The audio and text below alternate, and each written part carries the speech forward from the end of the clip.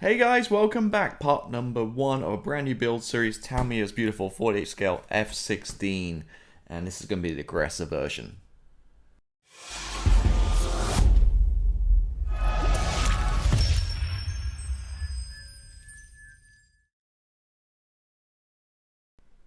Hey guys, welcome back to the dojo. Richie here from RW Hobbies, brand new build series, and we're building Tamiya's beautiful F-16 at 48 scale.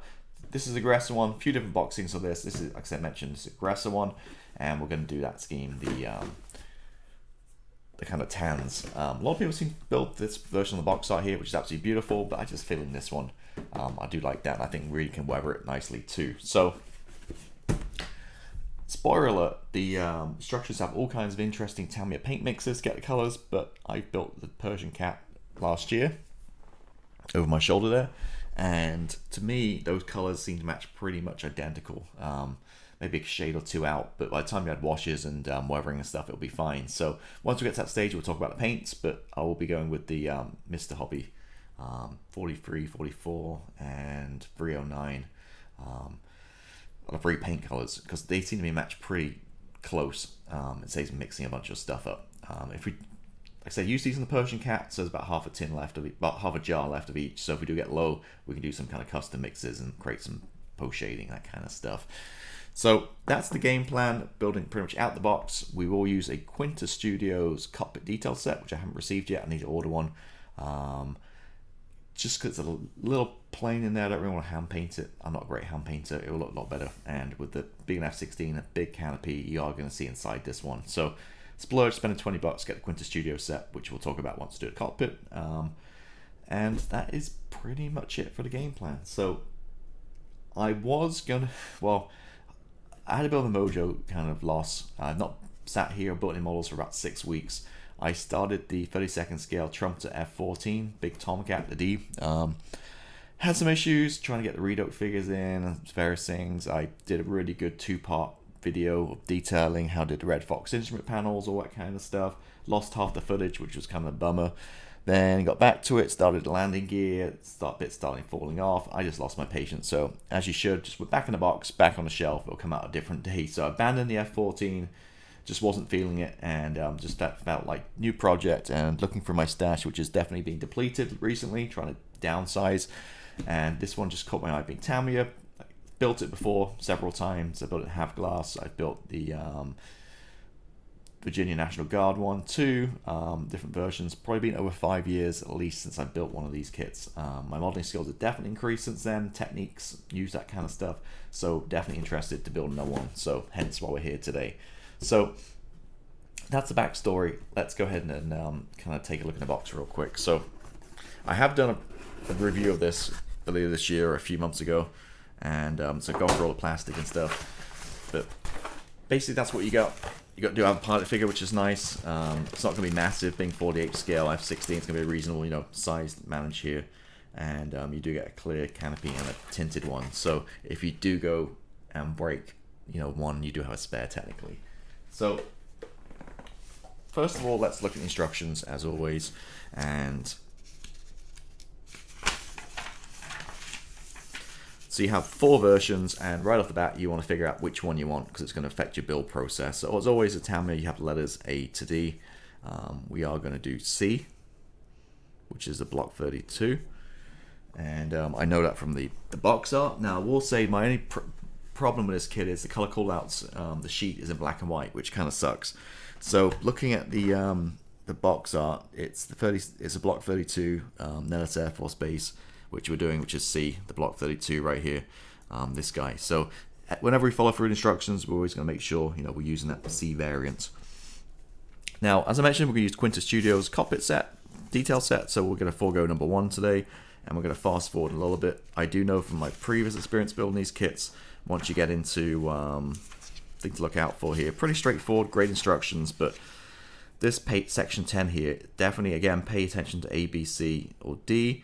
So we're going to do A, B, and C. So right off the bat, I'm just going to put a line through here, so I know, not to confuse myself. Again, here we're going to do the D. So there's a difference in the intake here. Sorry, we're going to do C, should I say? So I'm going to cross out this again, just to make any confusion.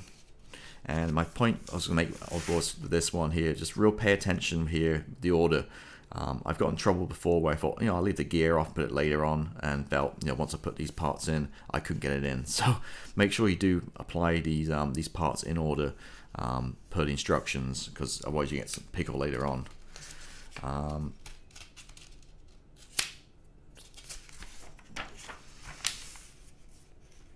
Again, moving through here, looking through, we're going to be C. So I'm just going to highlight C, C.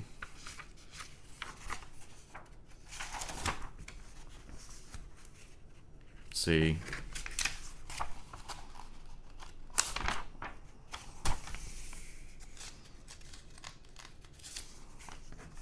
C. C. C. C. Going through here again, make sure we get the right thing. Again, using reference materials, if we want to use the tinted or the clear.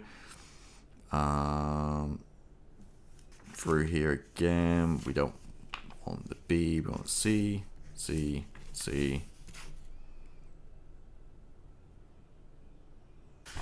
That's basically just going through, make sure we get the right variant. As you can see, there's tons of different options you got in this kit. And what I'm going to do is today we're going to start with number 11, which is the intake. And there's a reason why I want to start with the intake. Well, two reasons. Firstly, I don't have the cockpit sets. That affects some of the assembly. And secondly, I just picked up recently this Display product, which on Make Tools. They brought out a gap filler and accelerator here. And I'm interested to try this. It's supposed to be the latest and greatest thing, gap filling. And in fact, we have two seams down this intake here. I just want to see if we can really make it seamless with this product. So it's a product test as well as anything else, plus to kind of get this guy out of the way. So we're going to start with number 11 here. Again, remember we're doing C. So we're going to follow this side down the instructions. If you're doing A, you're obviously going to follow this side. First thing, take the pieces off, cut the pieces off. I'm going to start drilling out the holes, which I always forget. So 0.8 and 1 at this stage, probably just 1 mil for both. I'll drill. I don't think 0.2 mil is going to make much difference. Great scheme of things. And we'll start getting this together here, get this intake put together and trying this product. So yeah, let me go ahead and get started and I'll be right back. All right, so been a few minutes. I've put the I've cut the pieces off I need, and I did glue these two together. The intake, so I used the cement, the thicker glue, which is kind of nice. It helps kind of fill gaps as well. And as you can see, hopefully down there, I've put the gap filler from Display down there. Now, this seemed to go down really nicely. It took the lid off and just kind of squirted a little bit and just with gravity let it kind of flow down both sides to fill, which it seems to have done a pretty decent job. Obviously, we won't know until we actually paint it. And I'm going to paint all this black anyway as a priming color. So this seemed pretty good. So we'll see how that goes. So it's nice thick consistency. And like I said, it rolled down nicely and it seemed to have filled the gaps, which we're looking for. Now, this guy may not be worth it. So this is the accelerator, which I'm guessing once you've applied this, you wipe this on, and it's going to make it dry almost instantly, whatever. Now, I don't mind leaving this overnight, which I probably will do, at least leave it a few hours before I come back and, look at, like, maybe sanding it back a little bit. But the problem with this one is, you see on the brush, as soon as I dipped it in and rubbed it, I rubbed it on the actual black, the whole brush just turned to, it's solid, the bristles. So obviously it just stuck together, which is a bad design flaw. Secondly, I felt when I was rubbing it, I was just smearing the this guy away from and creating more of a mess. It's just smearing away from where I want it to be. So this only has a 6-month life anyway. Once you open it, now I'm thinking right now as it goes, I probably wouldn't bother with this one. But this, I mean, obviously just for the first time, but maybe this is just the way to go and just have some patience, like I'm going to have now. Just leave it for a few hours. It might be a good way, but I just don't understand how the brush, obviously, it makes sense, obviously, because it's hardening this, but the brush just instantly goes hard. So there's a bit of a design flaw with this one. But yeah, so there we go. That's the game plan with this. So again, it looks pretty decent. I'm looking down and needs a little sand, obviously, but I'm not sure exactly how long this thing's going to dry. Maybe I'll get some scrap plastic and you know, as a test and see, but I'll at least leave it for several hours before I do anything with this. But that being said, going back for the instructions here, and number 2, I went from number 11 back to number 2. This is the main landing gear well, but again, that's the same deal as this. It's 2 parts which go behind it. So I'm going to cut these parts off, and I'm going to also do the same treatment, but without the accelerator. I'm just going to use this again to fill the gap for this main section here, so we have both done, and we can obviously do both at the same time. So now back to number 2, I'll get these parts cut out, go from there. Also, because I'm terrible at this, I always forget, I went through the whole instructions and drilled every hole immediately. So I've drilled the hole on the lower fuselage. On the upper part, there's a hole there too on the same side, actually different side. And there were a couple other pieces I drilled as well, per the instructions. So I just went for instructions, any holes I need to drill, I just drilled them right now to get it out of the way. I know what it was on these side pieces, a couple on each side, holes to drill as well. So I always forget, and it's, yeah, so I thought, you know what, just do it all right now. So that's kind of where we're at with this. I'm going to cut these other parts off, do the same treatment on this guy, and get it, get that stuff down there for the seam, and we'll come right back. Right, so got these 2 parts glued together again using the cement. Left it maybe about 20 minutes or so it's obviously fully dry, and I thought, you know what, let me just show you this guy. So again, with the display color gap filling. Now I'm not seeing these in the US. I got it from AliExpress. And I'm going to unscrew the top here. It does come with some more like delicate kind of small kind of, I'll show you, kind of applicators. Like some of these guys, I guess. But if you want to get real detailed, but obviously for what we're doing, we just want to chuck it down there for like giant seams. So hopefully you can see there in the light, if I catch it, you can see there's definitely a seam line. Blow the dust out. And all I'm going to do is take this, I'm going to squeeze it. And just let it kind of run. It's kind of like treacle, like molasses. Maybe that's a good analogy. But you see, kind of,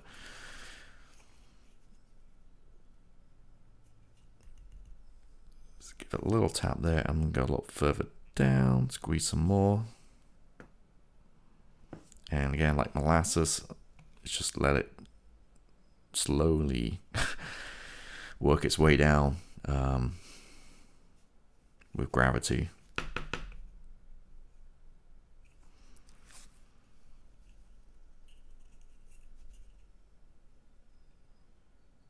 And what you can do, as I did also, is take a toothpick and just kind of help it along a little bit too. If there's a little bit thick patches, just